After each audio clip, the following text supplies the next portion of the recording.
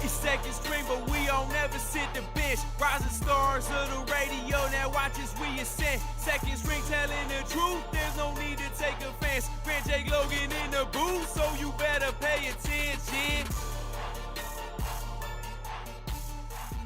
And welcome back to another edition of the Second String Sports Show, back at you for Civil War Week, the official Oregon State versus Oregon Civil War episode. I'm your host, Jake. Logan. Grant. And Jeff. And probably the first time in quite some time you've heard us on the podcast being able to positively talk about Oregon State football.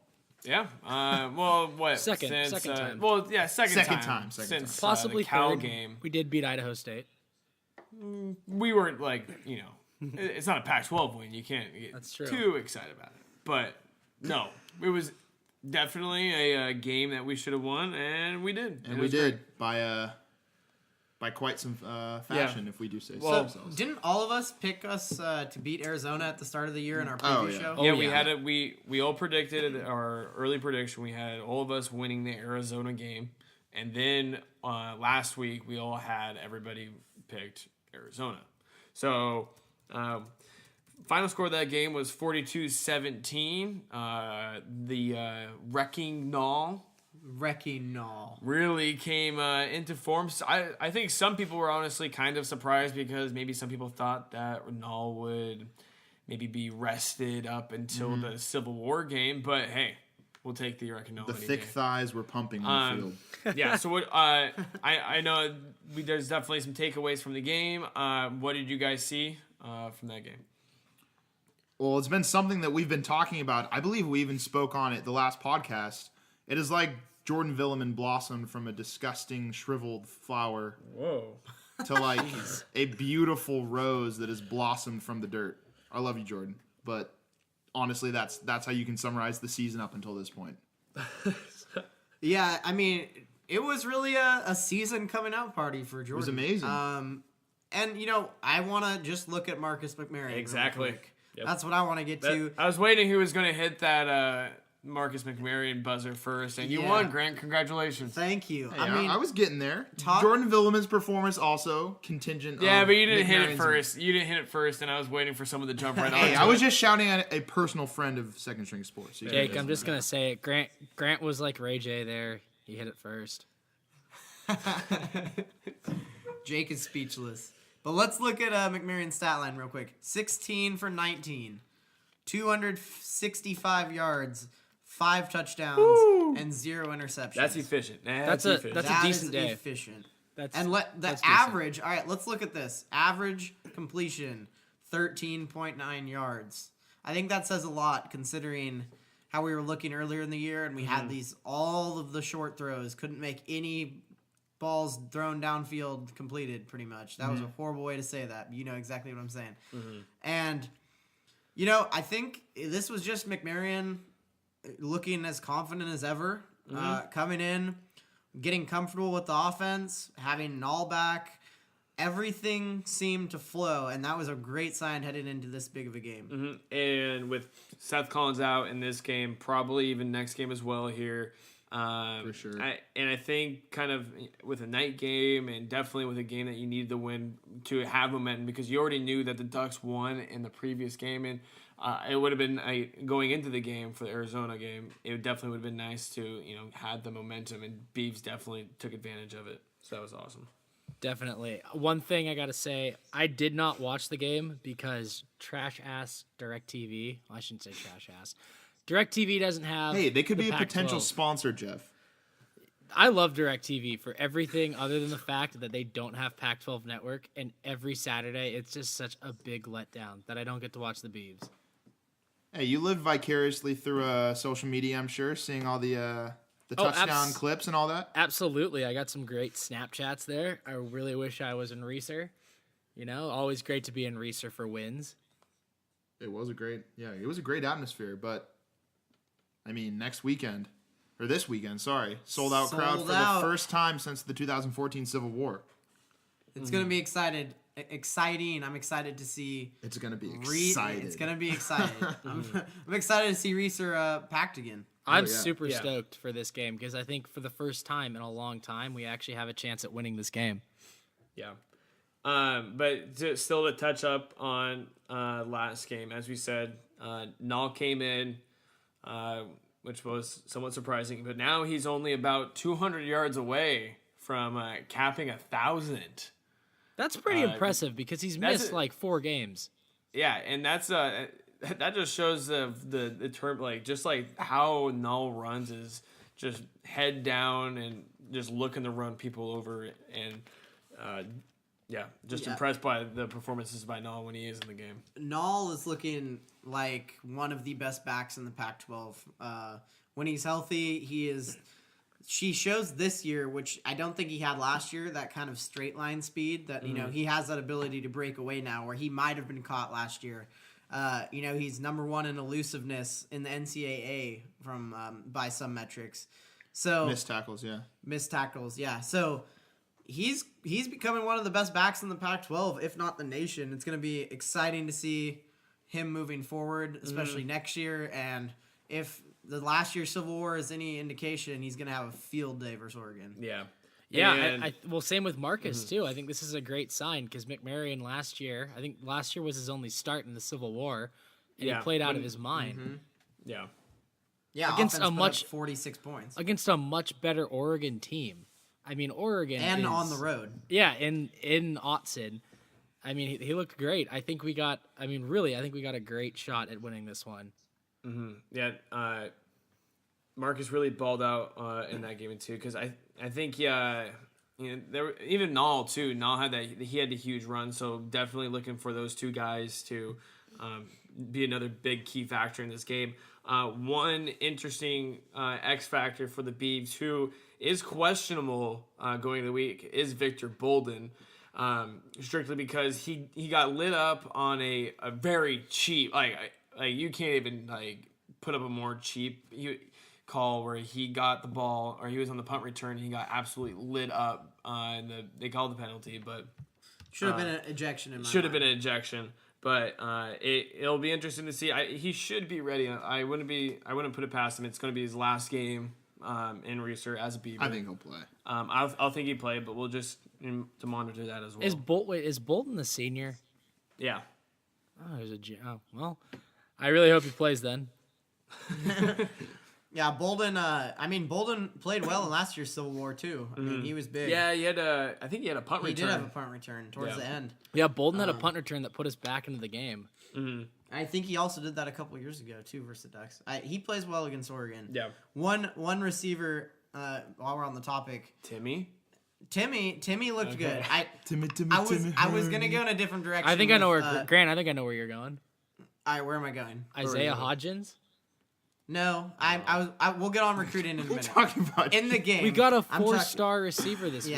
We'll talk. Yeah, about I that know, in a but he minute. was talking about last week's performance. I know. We'll talk about that in a but minute. Grant's a big recruiting guy. He teased it as like, hey, That's a true. receiver that no one knew about. Like, I'm thinking 3 steps ahead here. True, that's something we'll talk about in a little bit. But as far as the game goes, Trevon Bradford kind of had his coming out party as well. I mean, 3 catches, 54 yards, and a touchdown. Or 51 yards, whatever. He was a guy who's going to have to step up with Seth Collins out. Yeah. Freshman, he looked like a playmaker. I mean, he's going to be a big factor in the program going forward.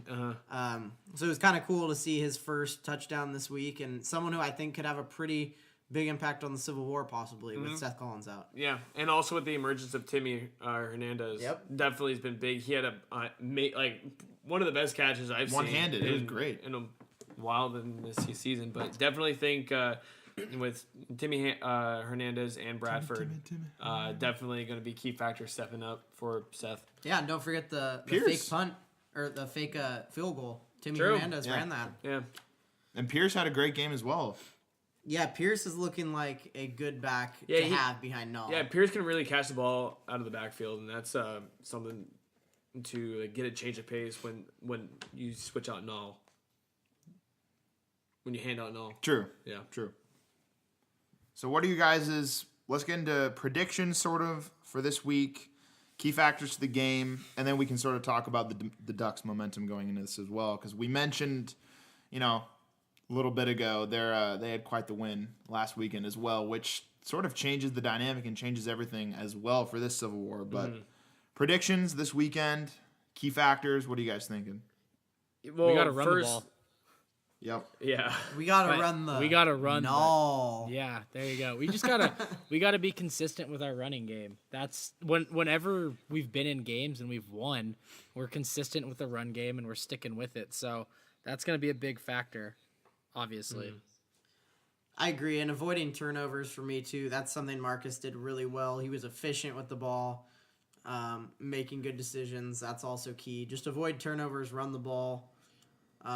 It's gonna hurt not having some of our key guys on defense like Bright Ogwebu. He's gonna hurt not having him. Yeah. Well, looking at Oregon right now, with the huge surprising win over Utah, and Shocked everyone. yeah, well, Utah, they sometimes struggle to score the ball, and Could have been looking past this game a little bit too much. Yeah, and Oregon got really caught up underneath them. Oregon really made some great plays, but we are probably looking at Mark Helfrich's last game. You still think it's his last game? Oh, I think so. I think it's his last game. If we lose to the Ducks, do you think that helps his chance of No. retaining the job at all? You think it's No. already decided he's Yeah, gone? I think it's already decided he's gone. So the defense is terrible. He hasn't recruited well here in the past 2 years. I definitely think that Helfrich is on his way out. I think Helfrich could win by double digits and still not save his job. I don't think there's a chance that he's coming back. Yeah. I agree. I think you can almost see it in his face, like even just like after the win of the other game. It just looks like he's just kind of just going through the motions here in this last half of the He season. just knows. But definitely, okay, so one X factor that he's hard to stop, but definitely if you can contain him at least a little bit, Royce Freeman is definitely the key factor that the Beavs are on the defensive side of the ball that we're definitely going to have to key in on and try to at least contain a little bit. I think we're gonna have to shut down Charles. We got to stop Charles Nelson and Darren Carrington. I think Carrington is dangerous because I think we're kind of lacking in the secondary a little bit, and Nelson's a small, shifty guy in the slot that you got to watch out for, and Carrington can beat you deep. So that'll. Carrington's been redeeming himself. Yeah, I mean that Carrington had that sick catch against Utah. Yeah. I mean, Yeah. I saw that, and I saw the replay of that, and I didn't think he caught it at first, and man, that was nice. Yeah, I agree. I think Freeman is really the key for me is stopping the run game. We have Tristan Deku and Xavier Coleman who have played pretty well. I think they're going to be ready as far as corners go. I know that Oregon has some very talented receivers, but it all starts with stopping the run game. Freeman's a really good player, as well as he hasn't been as good this year, but he's still very dangerous. Absolutely. And Beavs have struggled to stop the run quite a few times this year. So yeah, I think that's the key. There's going to be some people rotating in at like linebacker. Yeah.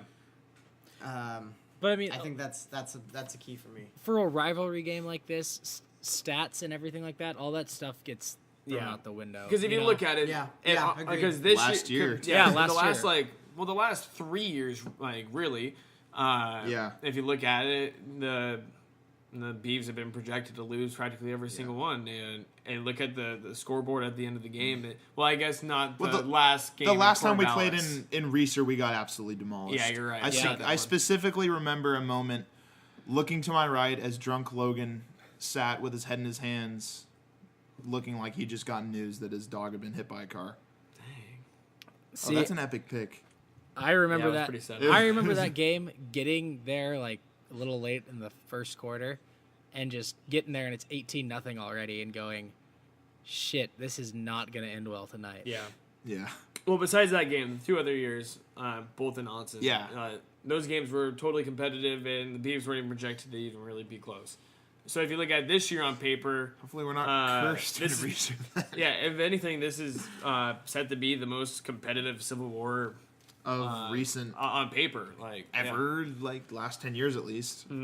besides for the year that the Rose Bowl was on the line. Yeah, we're trying to break our 8-game losing streak to the Ducks. So Yeah, I mean, we have a chance to win 3 Pac-12 games, which is huge after last year. yeah, Definitely. So, yeah, I think Oregon State's going to be ready, come in with some momentum. yeah, and hopefully we can just build off our our little streak of our if you want to quote unquote it, offensive outburst here in the past couple games. So. Yeah, let's give a quick shout out, which we haven't yet, to our offensive line.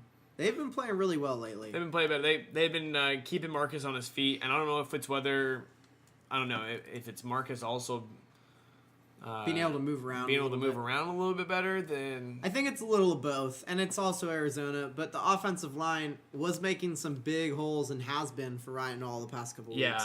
So they're doing their job. Hopefully it keeps up this week. Yeah, I definitely feel like almost in every single game that Null has, though, he's finding a hole where he's bursting out for 40, 50 yards. Yeah. True. I think the one underrated aspect of Null is his receiving ability. I know I think I looked at the stats, but I mean Null, damn near every game where he balls out, he's got at least a receiving touchdown, and it goes for 40, 50 yards. Yeah, no, I agree. I'm trying to pull up his receiving stats, but I mean he had 2 catches for 15 yards, but he did have a touchdown. Yeah. Okay. I think I'm thinking of the Wazoo game where he had a 70-yard touchdown. I mean, Null's got some big TDs this year for a guy you don't expect to break him off. He's really had some big runs. Yeah, he has. The straight line speed, it seems much more there this year than last year. So I'll ask you guys this. Who do you guys think is going to be the biggest X factor for the Beavers to win this game? Ryan Null. Yeah, Agreed. I really do think it's Null, because if you look at it last year, it was 174, 75 yards or something like that in last year's game. And if we want to be competitive and honestly score points, we need Null to go off. And I think that's in hindsight that's the X factor. What about you, Jeff? I think it's Jeff. You got a wild card for us? I think it's Marcus. Well, I do have a bit of a wild card. It's not this one, but I think it's Marcus McMarion. Marcus has to play smart. Going 16-19 tells me last week that he's making good decisions and the receivers are open, and Gary Anderson's putting him in good situations to succeed. So that's big. But I think a big key next week is going to be Devin Chappelle, because Chappelle's going to be playing safety. He's probably going to be playing going to defense. Yeah, going to have to cover some nickel. He's going to have to cover Charles Nelson. He's going to have to come up and play run support and kind of stop Royce Freeman from getting to that second level. So I think Chappelle's going to have a big game. Yeah, and definitely keeping the just those wide receivers on check, like you said. Some of them are shifty and speedy and it can scoot. Definitely trying to keep and just try to keep Justin Herbert contained as well, because he's young. He's young and he can make mistakes. So I definitely, if you kind of disguise some packages, and I think that Coach McGibbon might be able to maybe even exploit that if they get that. I don't even think we really have to disguise anything. I think we just gotta cover our guys for long enough, and just to allow our pass rush to get there. We gotta have coverage sacks, because we don't have anybody on defense, especially with Bright out. We don't have that one guy on defense on third in an obvious passing situation where we're gonna get pressure. So it's gonna have to come from the secondary to kind of hold they're gonna have to hold their guys for a half second to a second longer to allow that pressure to get there, and then we can kind of rattle Herbert and get to him. Yeah, I like it. We did just get a tweet in asking, sort of going on our key factor of the game topic, will Ryan Null hit the 1,000-yard mark on the season, which we spoke on a little bit earlier. What does he need to get to 1,000? It's 204 or something like that. Be a big game, but yeah, I don't think he can, but I think he gets. Honestly, if he's healthy and foot's all good and he plays the whole game, honestly, he can get up to another 150, 175 yards. I think if Null gets to 1,000, that means we won the game. If Null gets 200 yards, there's no chance we're losing that game unless our defense just. I don't know how we run for 200 yards and don't win. Exactly. I'm with Logan. I think he gets somewhere like 150, maybe a little bit more. But, I mean, it's Ryan Nall, and he's broken off a couple long ones, and he could easily do that this game. So I wouldn't put it past him, but I would bet no. So I just want to take things back for a second. I'm going to ask you guys the question.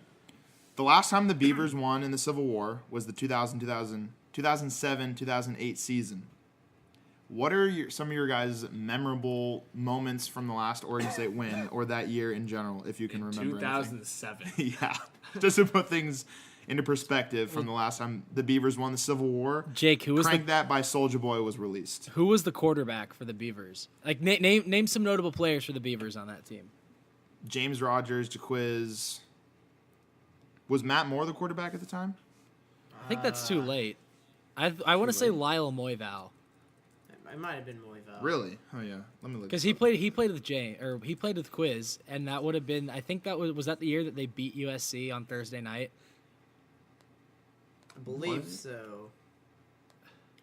Gosh, that tells you how long ago it was. Ah, man. Well, I just looked it up. If you really want to put things in perspective, that's when the first iPhone was released. So, God damn it. Yeah, Obama wasn't even president yet. G-Dub, all right. And we were cranking it to Soulja Boy. Yeah. So that would have Solid been time. What were we? 8th grade? 7th grade? I would have been a freshman Around in high school. So we would have been in Yeah. 8th grade. Yep. Wow. Damn. Middle school boys cheering on the Beavs in the hallway. See, that's the thing. I know, Jeff, it's different for you and different for Logan, not growing up in Oregon. But for me and Grant, I specifically remember what it was like to be in middle school for Civil War week Yeah. and what that meant, like, to represent against your peers. It was an all-out savagery, like, shove you in the hallway if you're wearing the opposite gear type of thing. True. I mean, those were the days. Like teachers' classrooms, if it was an opposing teacher who had, was a Duck fan, their classrooms would get vandalized with Beaver stuff. Their posters would get ripped. Uh-huh. Yeah, I miss those days, For It's us, true. it was SC UCLA, and that day got savage. So I imagine how it was with Oregon State. Yeah. I mean, obviously, I didn't grow up in Oregon, but I always remember, like, the Civil War has always been one of my favorite rivalry games to watch. I mean, going back to when I was really young, I always made sure I watched the Civil War.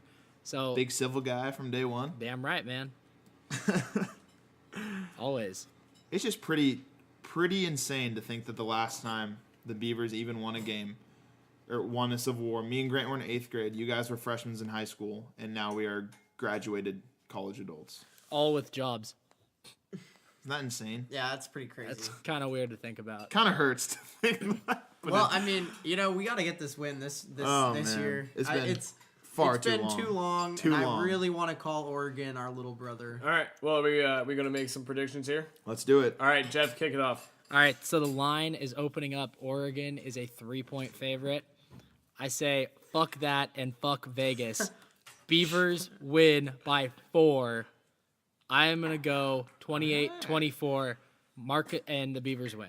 I was going to say Marcus McMarron throws a game-winning touchdown pass, but that just doesn't. Math doesn't make sense. All right. Math doesn't. Before we continue with predictions, I want to throw it back to our very first episode of the Second String Sports podcast. Who out of us made the original prediction before the season kicked off that we would get the Civil War? I think I changed my prediction. I know I did. I did. I think Jeff and I changed our predictions Mid-season? in like week 3. I definitely did not pick Oregon State preseason, but switched halfway through. Yeah. I think I said At least we all. At I think least I you said, switched with I think I some said notice. ask me week 6, and it's like week 12, and I'm picking. I remember that. Yeah, you did. I'm really curious to know what our predictions were at the start of the year because I'm pretty sure I said we won 4 games. Could be wrong. 4 or 5. I think we all said like 4 or 5. Jake was I the only think one who we're- said we were going. I think I gave us 6. I Yeah, was Jake, I ambitious. think you said we were going bowling, and we were going to win this one to put us into a bowl, which is actually not a horrible which is not guess. when you No. look at how the UCLA game ended. You look at Utah and Wazoo. Like, Yeah, we either of those technically games should could be have going bowling right now. Like, Definitely. I Wasn't would too be. off mark. I'd be curious to go back and look at our predictions and see like Yeah. how we actually shook out for the season. Maybe if I got some free time at work. if we had an intern, we would have him look that up right now. But Yeah. podcast is still on the come up. We're not in our radio days, so True. We roll with what we got. True, but we got a nifty Excel sheet now. All right, continuing. Grant, what do you got? Predictions. All right, I'm going to go a little bit higher scoring than Jeff said. Hey. I'm going to go 38-31 Beavs. Yeah. By a touchdown. Mine's pretty close to that, too. I got 35-31 Beavs. Ooh, there you go. So I was looking at the Oregon State Civil War history earlier today, and I was a little bit inspired. I was looking back. I believe it was in 1955. The Beavers won 44-0. I'm not predicting that again. Well, obviously. we all know that 1955 Beaver team's got a huge impression on this 2016 team, Jake. lot of returning players. I'm actually not even sure that it was 1955. I just saw a 1900s date and 44-0. But I was in... Screw it. I'm connecting it because I'm saying I'm inspired. Haven't won since 2007, 2008 season. I think we're going to come out and we're going to win 35... Ooh, copy my number. 35-17. Ooh. I like Complete it. and utter domination. We storm. Dead ass. We're storming the field. That's 100%. Hey, we're a home dog, by the way. You know what? And We're storming the field. Everybody loves a home dog. Fuck a fine. Wait, that's only in basketball. No. Yeah. So we're storming that shit. We're storming the field. If there's an Oregon player in sight, they're getting kicked, All right, Jake. and we sing the fight song until the sun goes down. Damn. Jake, I think you got a. Garrett Blunt over here. Yeah. You might be wanted for assault if anything happens to an Oregon player now. Hey, it'd be good coverage for Second String Sports, though. I mean, would it? Yeah.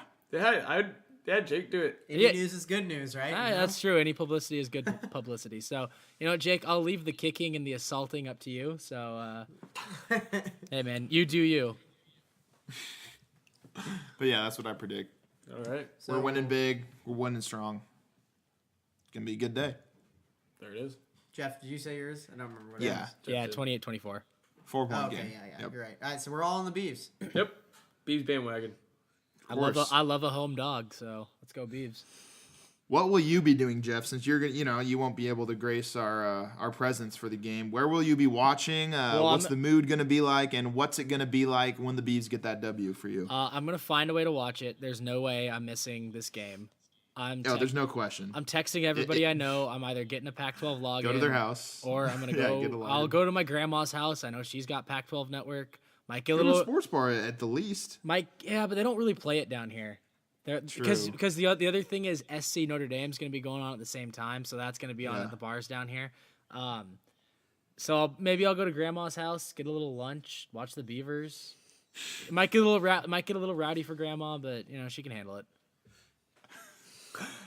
You get grandma to take a shotgun. I don't think so. I don't know if I ever told you guys the story about graduation, but I had like 8 shots of Patron during my graduation dinner, and she looked like mortified.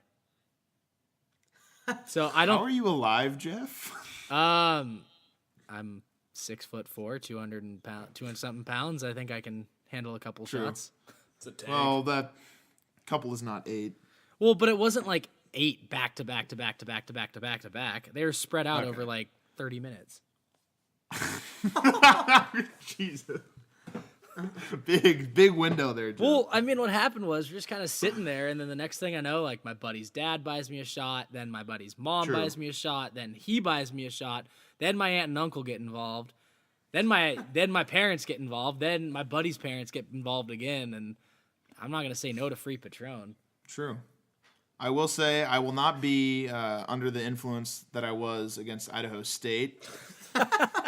Because that is a negative Oregon State football memory I've tried to block from my mind. But I'll be just a manageable notch below that. So are you guys all going to the game? I'm assuming. Yeah. Correct. Good. Oh, yeah. Good. We got to have some second string presence there. True. Oh yeah, we'll have the other 3 here. So, Jake, kind of going off football memories here. What's your guys' favorite or most memorable or most embarrassing Civil War memory? While in college. Whilst in college. Well, in college, Yeah. there's many. Well, there's many growing up, but there's also. I'm trying to think of one good one in college.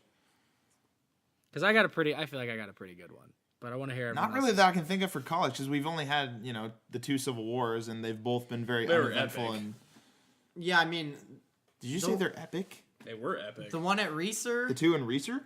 No, the 2 at Austin. the two at No, Austin. I were said awesome. we've only witnessed 2 Civil Wars, like Oh. as college students, Yeah. and they were shit. Well, I was thinking. Yeah, they weren't very. I wasn't fully paying attention. The most embarrassing was probably Marcus Mariota The hurdle. gracing Ooh. the cover of Sports Illustrated against Yeah. Oregon State after getting demolished. That was pretty embarrassing because it was just adding insult to injury there.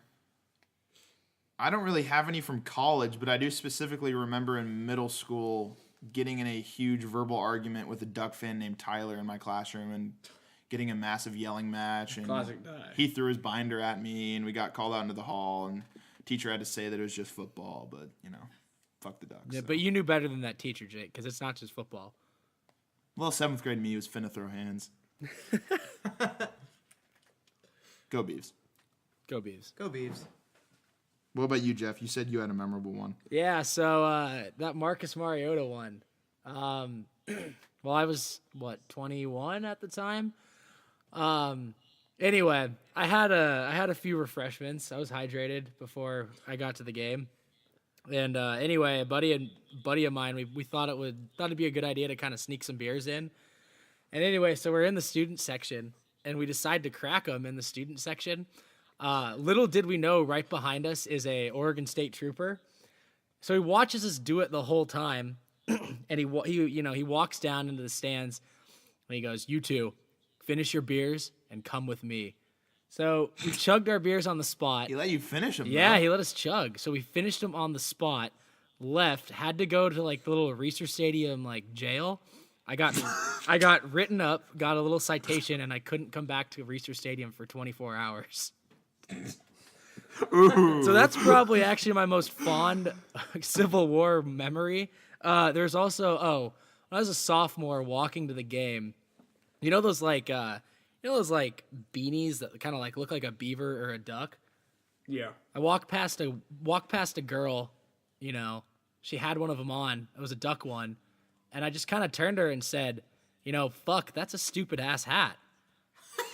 And just kept I just kept walking, and she just kind of turned around and said, "Fuck you," and I kept walking. So those are like my two most fond Civil War moments. Oh, okay. I have one from last year at Autzen. I mean, it really wasn't. It's not that great of a story. I kind of hyped that up, but we I'm were really excited right now. Yeah, there's so nothing. stoked. It's really not. But Well, you just realize it by going, "Oh," so now you really have to sell I it didn't with really have a with story. confidence. Spice it up. Sell it with Bump confidence. it up. Yeah, well, so I was just walking. This is before the start of the Civil War in Autzen. I got tickets. So I'm repping my Beavs gear, just minding my own business. I was walking on the concourse. Some old-ass lady comes up, pats me on the shoulder, and says, "I'm sorry about your team." Like, just so sassy and sarcastic. And I just wanted to punch her in the face. That was a terrible story. To which you said, Grant, "I'm sorry about your life choice of being a Duck fan."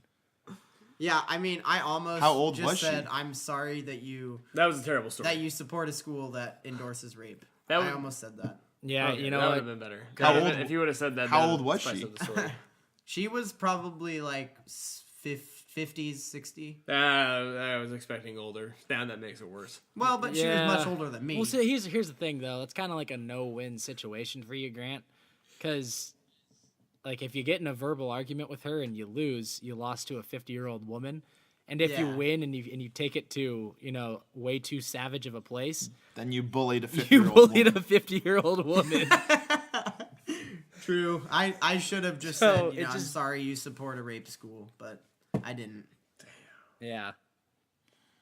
Well, Classic UO fans. yeah. Needless to say, U of O fans are not very classy. Even though I just shared a story about telling a U of O fan that her hat's stupid and got kicked out of a Civil War game. Basically, every story you just described Jeff, paints you as the... Nonetheless, You know what? Never mind. No. Nonetheless, we have fans who actually went to our institution, not just kind of, grew up adjacent to it and said, hey, I'm going to start liking them when they got good. Mm-hmm. Is it going to be 43,000 strong? I mean, the Duck fan turnout is probably going to be very strong as well this Saturday, but, it is what it is. Well, that makes it Beaver fun. fans will be out. That does make it fun. I believe I read that the Ducks pulled out 3,000 tickets for their section. That's all right. Something like that. I didn't see the stat on that. The other 3,000 Duck fans who are supposed to be there just got to go up north. They got to make the Apple Cup. They got to follow the next bandwagon. Well, there it is. Oregon State versus Oregon. We all got the Beavers taking a W this weekend. Anything else we missed? Want to talk about? NFL, college football. There's other stuff in sports. Mm-hmm. All right, I take that as a no. We don't want to talk about other things in sports. Grant and Logan are being severely distracting right now. Well, I was trying to figure out what time we're at in the podcast. Yeah. So we're at 35 minutes. now that everyone's listening, that's where you're at right now. There we go. Yeah, there we Almost 36. go. We just got to inform the listeners. Yeah, it's about 35-52 on my end. Ooh. Well, yeah, it's 36 right now. Living in the future. Yeah, hey man. Yeah, so if you've gotten this far, thank you. You know what I did notice? Not to cut you off there, Grant, but no one Venmo'd or tweeted at Jake or I after the last podcast. Oh. And now that a new chicken tenders. Now that a new podcast is out, I mean, the statute of limitations is run up. So you can't. True. You can't We get, survived. You Yeah. didn't get the $10, so Sorry, guys. you probably survived not listening to a solid 50 minutes of fuckery from last week.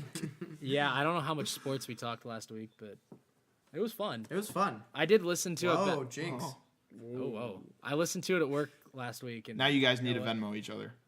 No. Now I'll pass. Well, I mean, Grant and I already have a lot going on this week, considering I'm beating him in fantasy football. Yeah, and Grant they- doesn't really the want to Raiders- talk about it, so The Raiders passed up a 58-yard field goal, which would have helped me out. Instead, they throw a dumb pass on fourth, so that's cool. yeah. But you know what, Jeff Lobo's where dreams come to die. That's just all I'm saying. Hey, you know what? I'll take it. I've won 5 straight. I can take a loss. All right. But congrats. Hey, Logan, People you don't care about you your gotta win this fantasy week. team. I mean, you gotta. Don't you want to talk a little fantasy? People don't care about my fantasy team. Oh, very true. Like, no one cares about Jeff Lobos. Oh, I care about Jeff Lobos. Yeah, you do. MVL, Aaron Rodgers, most valuable Lobo. Most valuable. Can you make a most Oh, can we all address the fact before we move on? Now that the college football season is wrapping up, well, this also doesn't really relate to college football. It just relates to second string in general. Logan has still not fulfilled the punishment for the bet. You Oh, guys didn't give me the t-shirt. I know. True, we didn't do it. So but it is now building up to a new moment that we're going to have the t-shirt debut at. But there's no statute of limitations. No, on I that. know, I know. I'm just saying Jeff needs to make a trip up to Oregon, maybe for an Oregon State basketball game that the t-shirt can get debuted at. Possibly. I'm looking at possibly coming up in January, so maybe then. We'll see. Real soon. Yeah, All I right. got a buddy in the military coming back, so gonna go visit him. Perfect timing then. So Logan, All right, soon enough, Just had to tease that for the listeners. soon enough it's coming. I feel like we just got to make more bets on this show and just kind of like embarrass the shit out of each other. I'm down. Sadly, we're not going to be making bets on the Civil War because we don't have any ducks to make a bet against. But if I can find a duck between now and Saturday, I will probably be making a nice little Venmo bet with you. So I'll get that cracking to someone. But I like it. Cracking. all right. Well, this has been the official Civil War episode of Second String Sports. Make sure you guys tune in Saturday, 1:00, as Oregon State is about to take the wooden spike and ram it up the Ducks' ass. So, go Beavs. All right, go Beavs. Beavs. On that note.